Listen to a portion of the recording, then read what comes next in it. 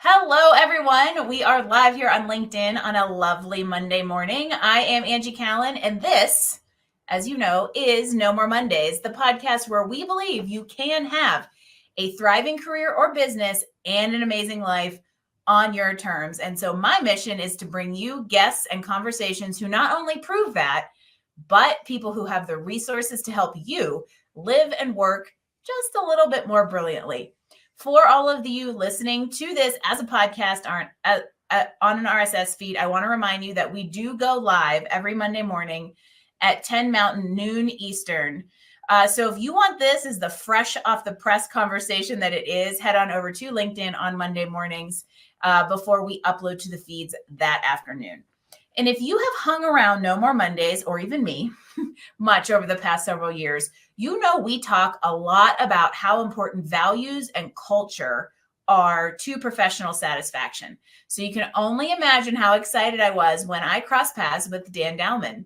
We stumbled upon each other here on LinkedIn and found out we have a lot of shared perspectives and passions around corporate culture. He is a culture coach and a progress maker, and Dan is on a mission to help brands discover the collective power that comes from that intentional culture that we have the ability to create in a thoughtful way and go beyond just nice to have. Your voice has a culture. Are you listening?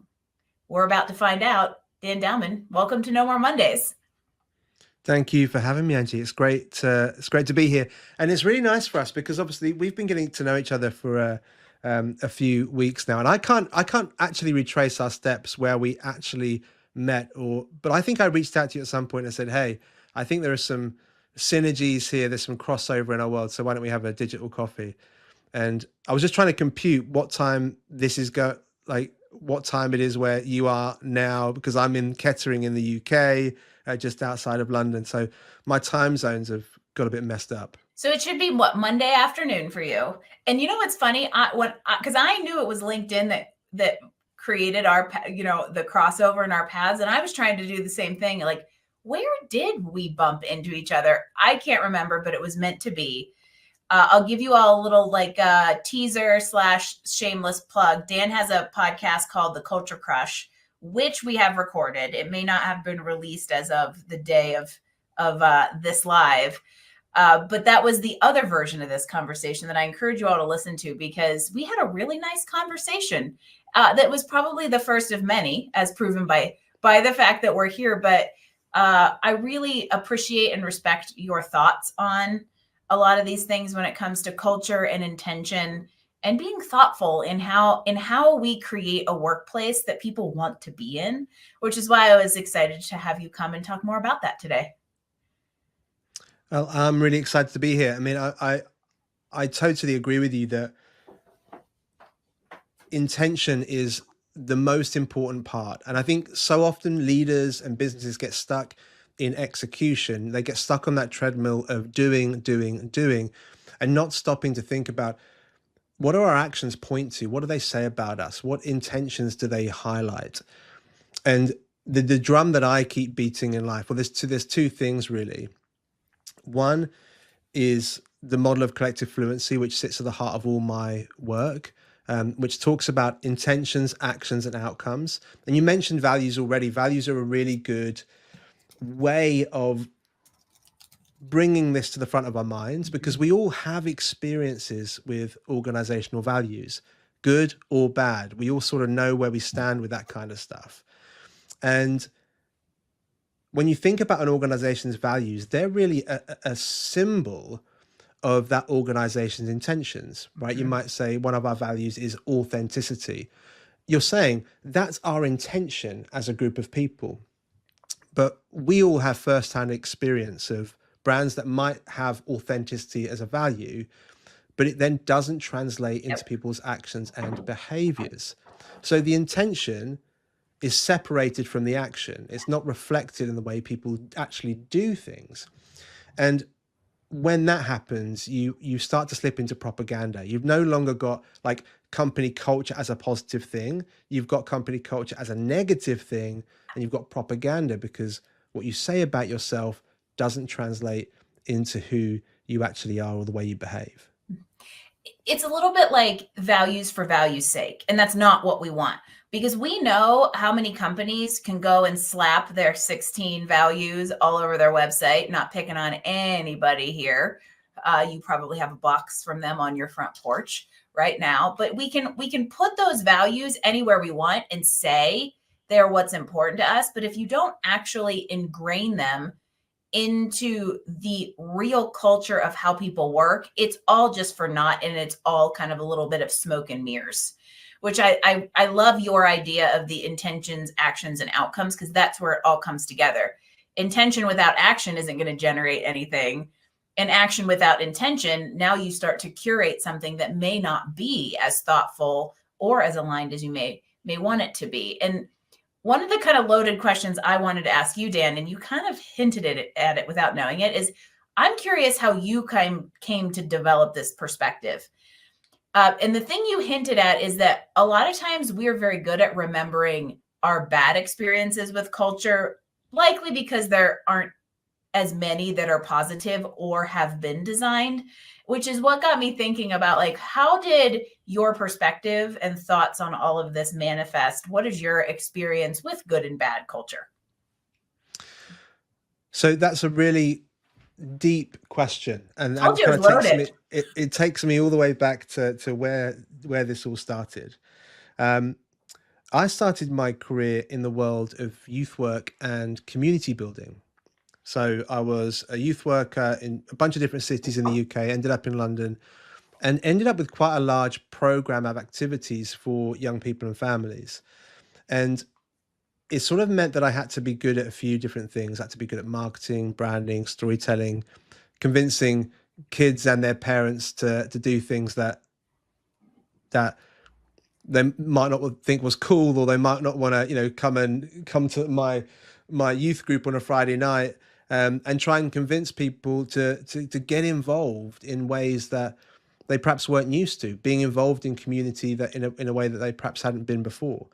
And so I got good at, like I say, branding, marketing, storytelling, selling. And as those programs grew, we ended up with hundreds of kids in our programs each week, like 50 volunteers and 15 full-time staff members. It was a big piece of work. It was very, very, ended up being quite complex. But I realized, so that was kind of my first experiences of building culture, although I didn't really kind of view it through that lens at the time. Now, you can't be a youth worker forever. I mean, you can try, but You would it like sort to of gets, eat. You can't be a youth worker forever. it kind of gets sadder and sadder the older Yeah. you get. So I eventually took my opportunity to join the private sector. And my job in that world was to build high performing teams. So a friend of mine started a business. It was all about developing high performing teams and building collaborative cultures. Mm. Now, he kind of seen what I'd been doing and thought, you'd make a great consultant. And I'm also launching this business, and I think you can tell our story really well.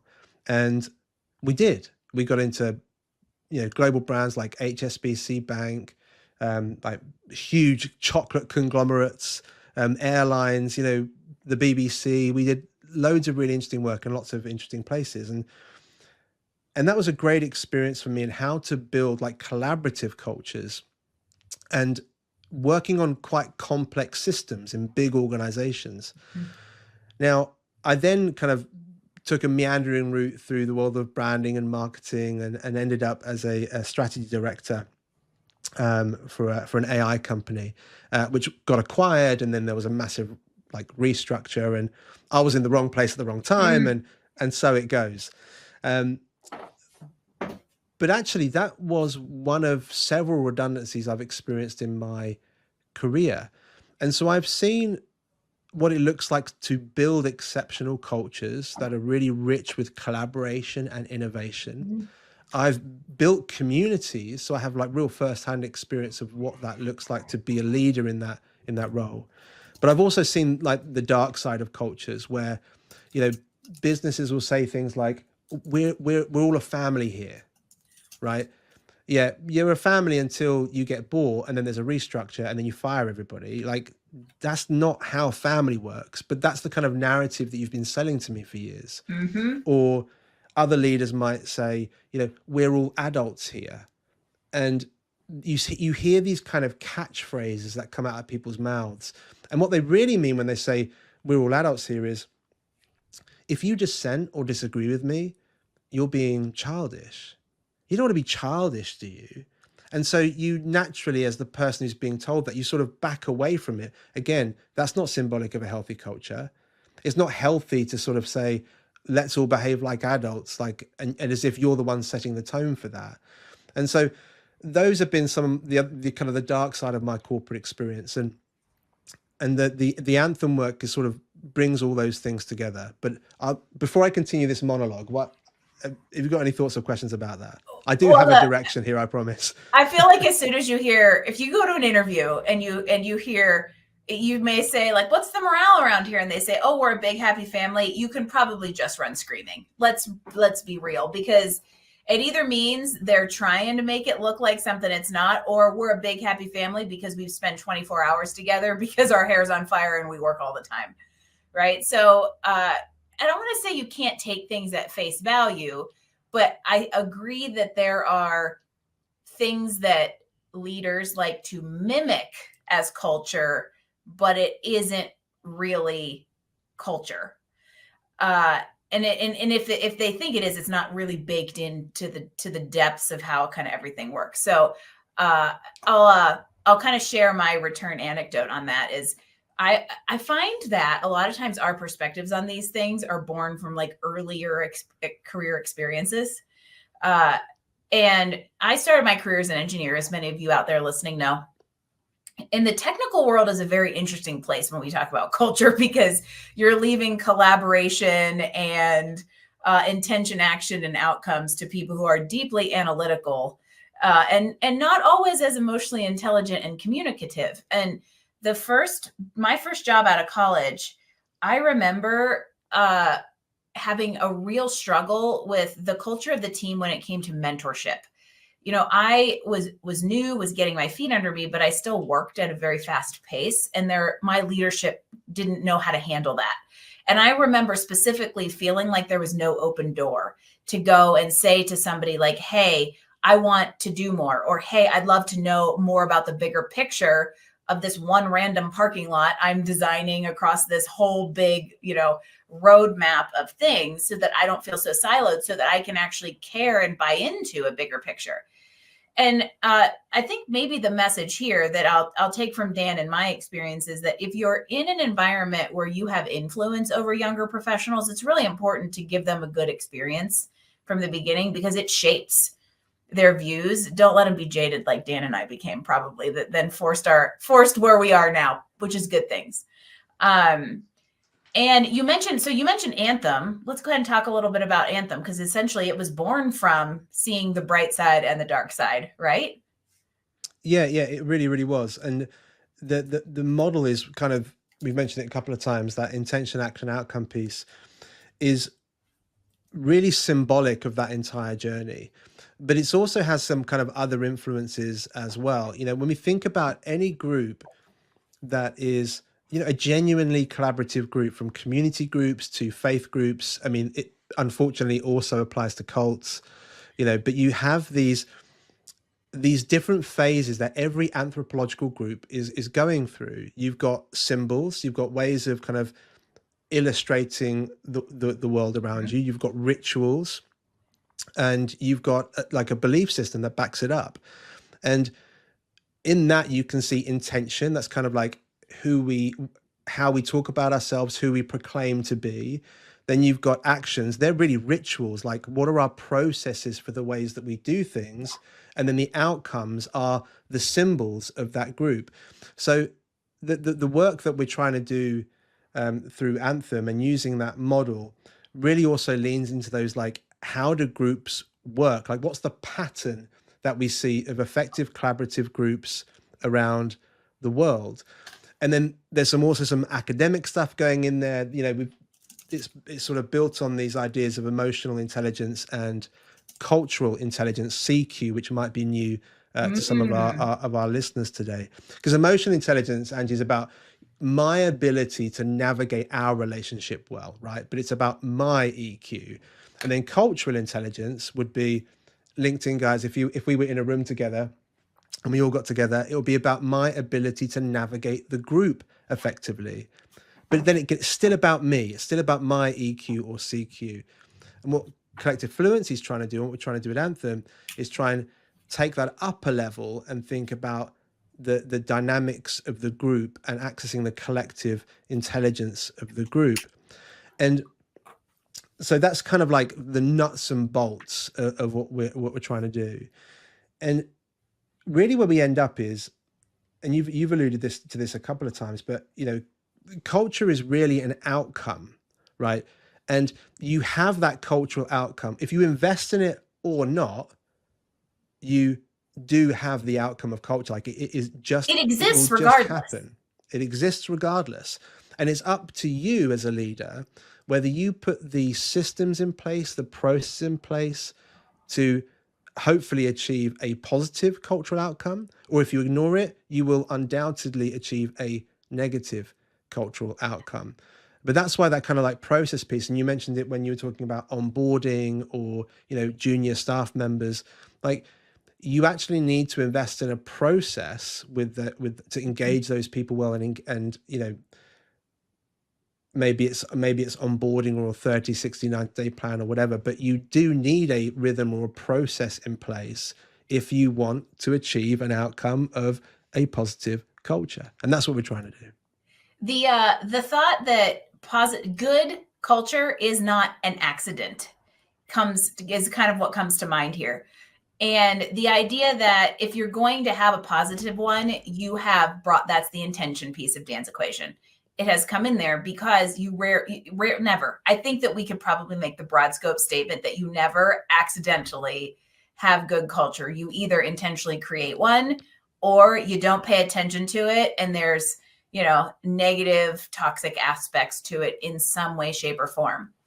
And what I'm thinking about now is we've talked a lot about this almost from a top-down perspective. So leadership, developing a culture, the intention, the people who have the authority, for lack of a better term, to set the intention and act so that the group has that thoughtful outcome.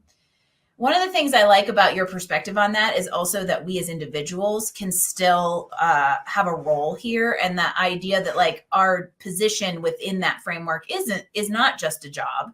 It also can have purpose and ownership. And so I want to talk a little bit more about how we can play a role from an individual perspective into these environments, even if we're not the person who has that broader authority to set the intention. Yeah, I guess that there's kind of different levels to the way this can be used, right? You've got that model, intention, action, outcome, being used at a strategic level by senior leaders, for sure, who are saying, this is kind of our process. But you use it really openly with people. Like you use that model by saying, this is how we all want to belong and work within a culture where we feel we've got ownership, where we feel excited, where we feel that we can rely on the people around us, where you can give feedback and it will be heard, right? You're not just a cog in a machine, you're a human being. Like, if that's the kind of world that we want to create, then don't just kind of say, these are our values and just like legislate that and kind of direct people to that. Let people into the process. Like say that these are our intentions. This is kind of how we're going to bring it to life. And these are the outcomes we're hoping to achieve. Because then if people know the process and they can see the kind of like the disciplines around how we're going to develop our culture, then people can start to apply that same thinking for themselves. They can say, well, what's my intention here? Like, and what are the actions that I'm going to commit myself to in order to achieve those goals? Right. And what are the outcomes I'm hoping for? Right. So you could imagine the dynamic of a department leader and one of their employees. Right. And both have their hands on this kind of model, this kind of way of thinking. It's really important, actually. This approach is not a kind of like a quick fix or some kind of panacea. What it is a model for practice. So in that relationship between the boss and the employee, or the leader and the employee, if both have like their hands on this model, then that employee in their development review, you can have a conversation around, what is your intention? Like, what do you want to achieve in your role? Okay, great. That's fantastic. You want to get a promotion like next year. Wonderful. Like, who doesn't? Right. So what are the actions that we both can commit to that are going to help you get there? Like, what's the stuff that you can do and what's the stuff I can do for you? Right. It just breaks it down into really practical steps. And then hopefully the outcome is, congratulations, we did all the stuff and you got a promotion. And you got your right? promotion. I think the thing that there's a couple conversations I've had on this podcast and on Flipside podcast recently that are like floating in here. So I'll for any of you out there who haven't heard the Carrie Siggins episode a few weeks ago, listen to that. But there's a Carol Stizza was a conversation I had a while ago, and she talked about those three parts of like the cues, right? That we have we have like the intellectual IQ, EQ, but then like a social cue. And I think that comes into this part of also as an individual, knowing how you fit into that dynamic, but also bringing a little bit of a voice there. So if you see an opportunity to address a culture issue, that's where you can take ownership.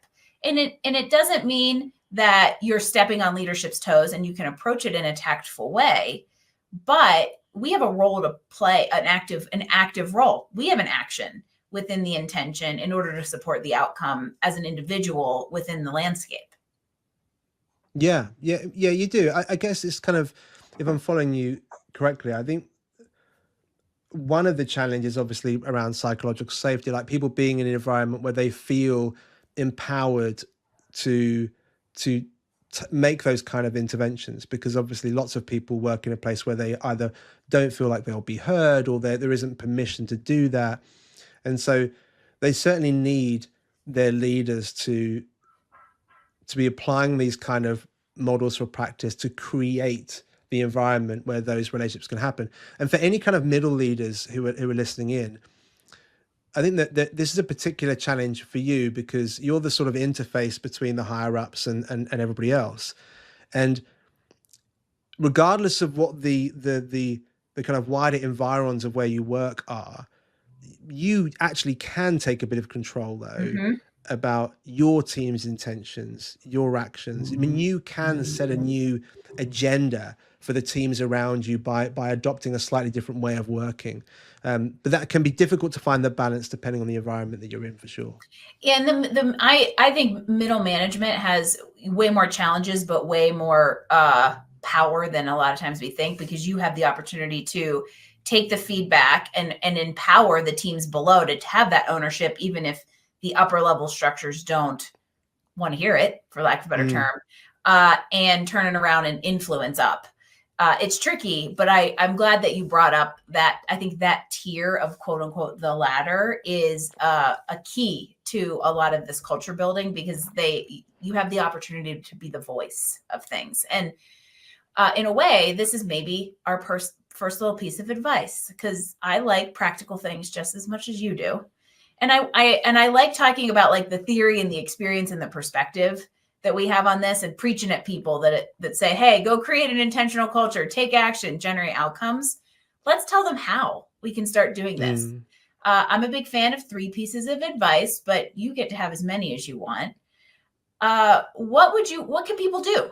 Right. And it doesn't even matter like what level we're at, but what can we do to begin kind of embracing that equation of intention and actions and outcomes, and thinking through creating a culture instead of accidentally letting it happen? What are our actions?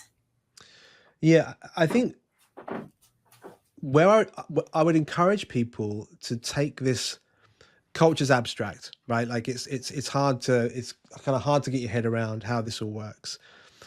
So focus on the thing that's in front of you. You're going to have meetings coming up. You're going to have one-to-ones in your diary. You're going to have marketing reviews or like branding audits or whatever, right? You're going to have feedback meetings, all that kind of stuff. Like, look through your diary a week ahead and just think, rather than trying to do a whole big culture piece, maybe just focus on the little bit of culture that you can influence that's around you, and look at those meetings and think, if I were to have these conversations, when I think about the agenda for this meeting, if I could break that agenda down into, okay, what are the intentions of this meeting? And then how are we going to have that conversation? What's the action? And then what are the outcomes? What are what do I need people to walk away with when we finish this meeting? Right? Just use this model, this model for practice in your next meeting, and see how that changes the conversation, the dynamic. And don't just do it as a leader or as someone who's chairing a meeting. Let people know that you're going to be applying that way of thinking to this next conversation, so they can be brought into that process, and just experiment with it like that for a bit. Like, so in terms of getting really practical, LinkedIn viewer, I don't know what your next meeting is. So I can't get too practical, but I would just encourage you to take the agenda you've got and think through, okay, how do I apply this lens of intention, action, outcome to just this meeting? Don't worry about the rest. See how that goes. See how that changes the conversation. Yeah. Start small. Because I think that something we should probably bring together here is, we've talked so much about culture from the top down, but it isn't, even if you know what you want it to look like, you said it takes time to build it, and small actions tend to add up to the whole, versus the whole cold turkey going to change it all at once and trying to get people to adopt it, versus like the slow rollout. So I love the idea of just start with one thing you can do to change the tone of your next meeting, whether it is asking for more feedback than you usually do, activating the person in the corner who's an introvert and usually doesn't chime in, engage them at the end and ask them for the probably amazing thought that's sitting on their head because they listened to everything, right? So I love tip number 1 is what I will probably summarize as: start small, focus on the next thing in front of you and one small thing you can do to make it better. All right, what's number 2? All right, so you mentioned that like some of the best built brands in the world have these cultures. How do they use them from an external branding and marketing perspective? Well, because they have such a clear sense of identity, it makes telling stories really easy. I know that Patagonia, as an example, they've been recently making layoffs, right? But they are, world famous for being this incredible broadcaster for the sustainability agenda, right? And all they're doing is they're living out through their marketing, their brand stories, what's true for them as an organization. When you think about a company like Nike, or Nike, as we like to call it here in the UK incorrectly. Really? That's funny. When we think about a brand like Nike, when a female athlete does something incredible, they will put up a digital billboard in New York, Times Square, overnight, right? And the reason why they're able to move at the speed of culture is because they've got a team behind closed doors who are writing every story. They're playing with every different strap line. They've already invested in that person's story. Now, I'm not saying that Nike are a perfect brand by no stretch. I'm sure there are lots of things we could point at, supply chains, whatever. But there are certain things that they can tell those kind of stories in record time because they're already so deeply invested with that athlete's journey. And they're giving people the creative freedom behind closed doors. So what we see and go, oh, that's so easy.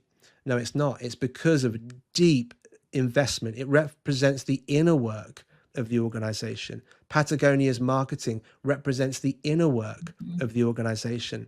Apple, again, I'm sure there were lots of issues we could also point to, but they're synonymous with experiences, not with products, because of the inner work of the organization, because of the way that they innovate.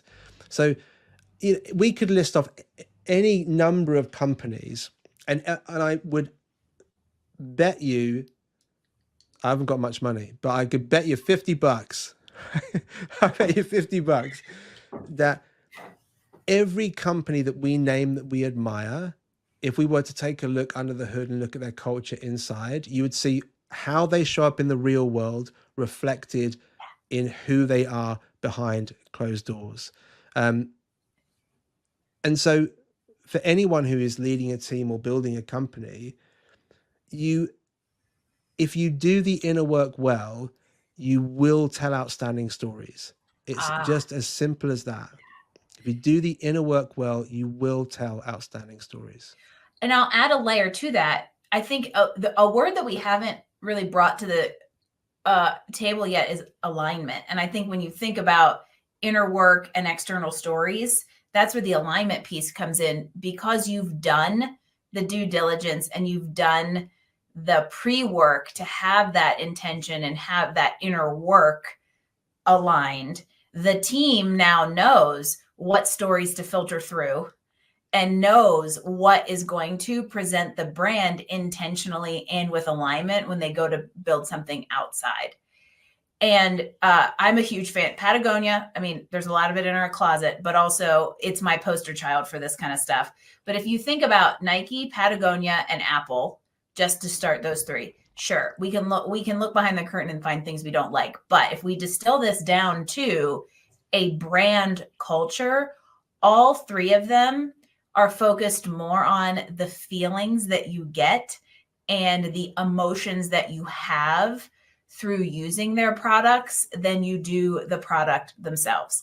Patagonia, I feel good about because I can return it and recycle it, and I know I'm doing the environment good. Apple, they sell the emotion of what my phone gets to do for me. Nike empowers me to go and do, like, 8 letters of a tagline, people. Amazing. And so I think that's also important, that even though we're looking at culture as this equation of intention, actions, outcome, there also is like an emotional component that does make people feel in and out. Mm. Yeah, 100%. And you're so right. Like that it is about that emotional connection. And I would guarantee that those creative teams, those people who are invested in those campaigns, the creativity that you see externally is a result of those people Mhm. feeling creatively empowered, Yeah. right? People who are treated as cogs in a machine or as assets to be optimized and drained do not do award-winning work or No, release award-winning products. There no, are because you lots haven't of created an environment for them to feel safe and free to do it. exactly. So again, what you see on the outside is a reflection of the creative benefits and the creative freedoms, the creative liberation that people are experiencing within those organizations. Um, and I think that idea of people feeling liberated to experience ownership, to be at their creative best, is such a crucial thing for organizations of all size to really think through. How do we not look at our people and think, how can I optimize? How can I drain? How can I count for every hour? And actually start thinking, how do I create space in which people will pour their creative love and energy and sense of purpose and ownership? There's a great story but there's a couple of there's a couple of different iterations of this story out in the world, but I really enjoy them.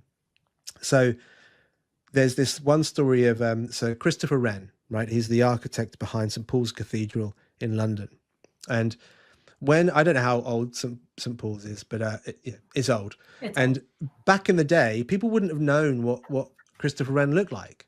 So there's this kind of legendary story that one day he's walking around the building site where all these workers are putting the cathedral together, and he went to this one guy and he said, "Oh, what are you working on today, my good man?" In his best old English accent. And he was like putting some ropes together, and he said, "Oh, I've got to pull these ropes together so we can attach it to the pulley and we can like lift up some bricks or something like that." And he was like, "Oh, well, great, have it, keep going." And then he went up to another chap and he was like chopping some wood for the beams of the cathedral. And he said, "Oh, what are you working on?" He said, I'm chopping this wood so we can put it in the beams in the cathedral." And he said, "Oh, great, carry on, enjoy your work."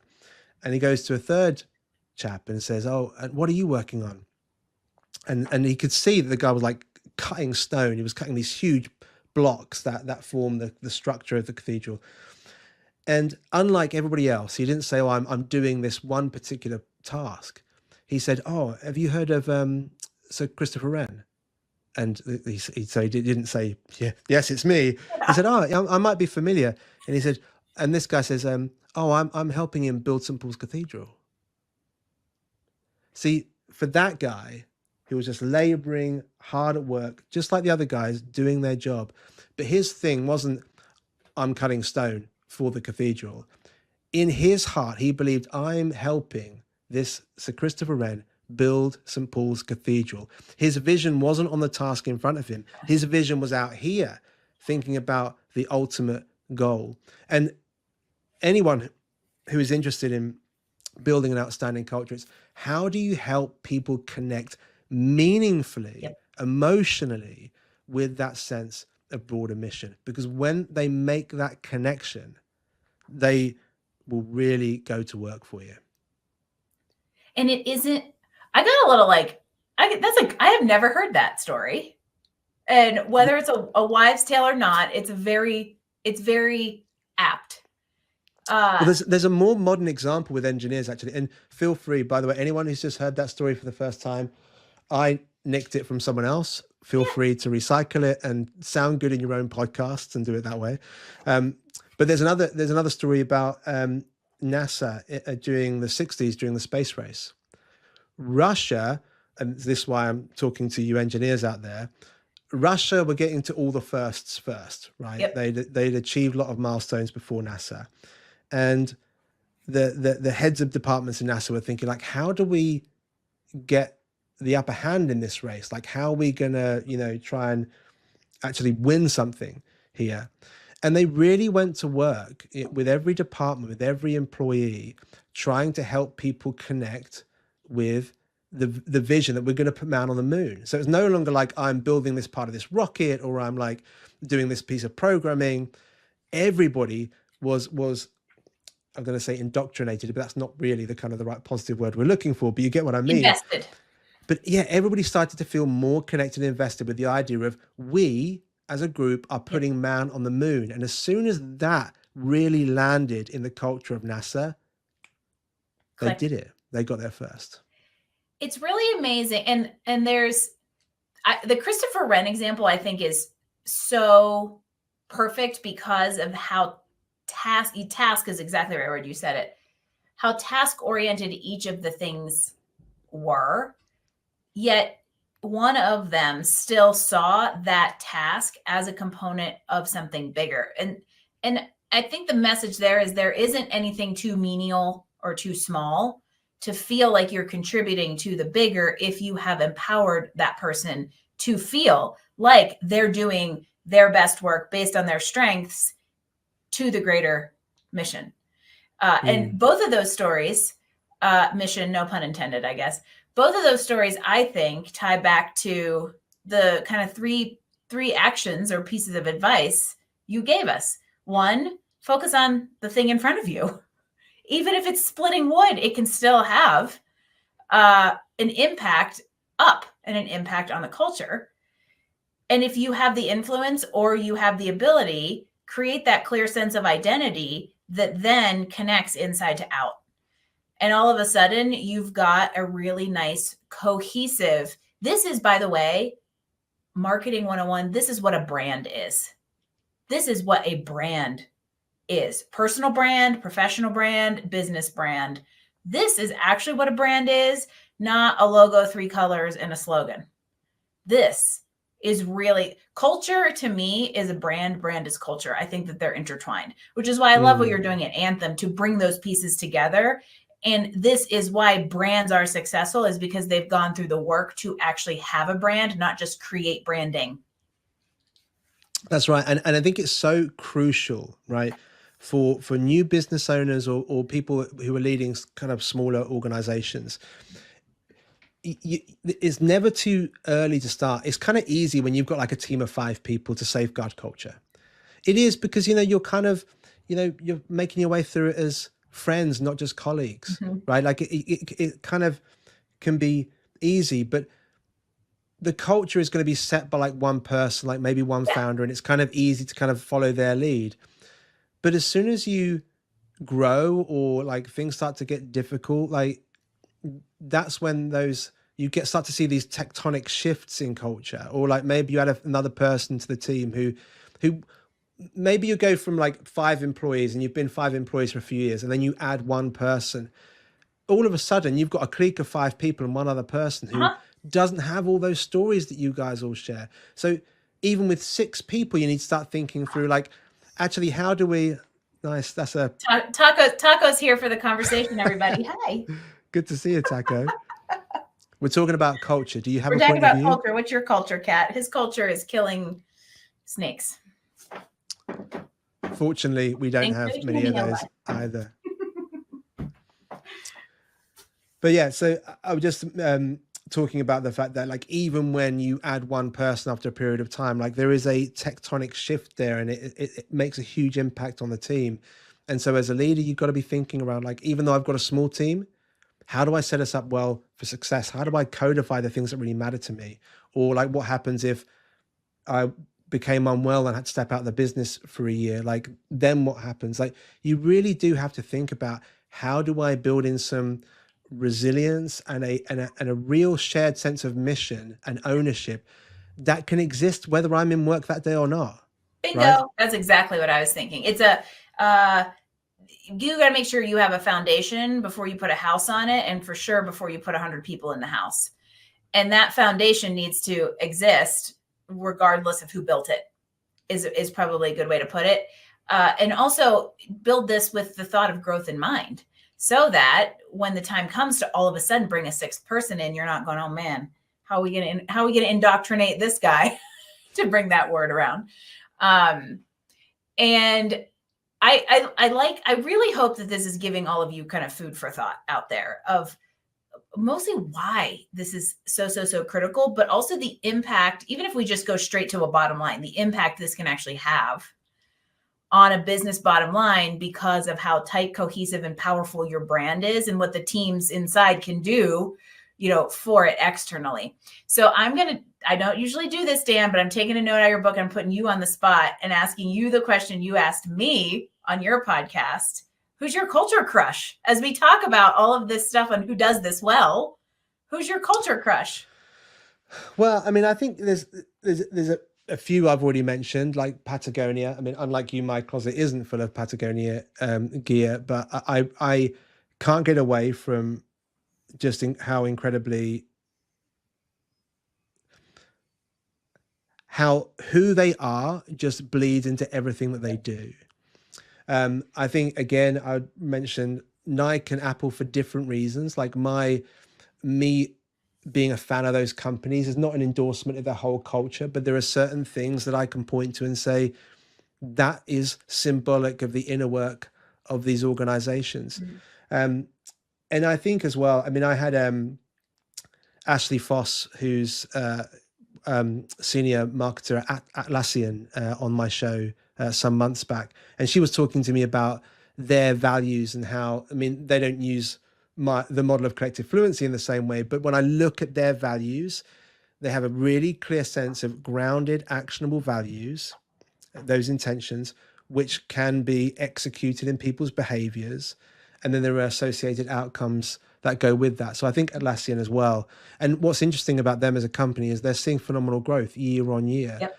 And they have that velocity because they've done that inner work as an organization. And one thing I just sort of a side note, not really a culture crush, but I just interviewed a chap called Danny Wareham here in the UK just the other day, and he's really he's doing lots of research around what happens when you remove a leader from a team, and whether a team can function independently without a leader in place. And it basically comes down to these two ideas. If the intentions are really, really clear and the rules of engagement are clear, that team should be equipped to operate autonomously without a clear leader all the time in play.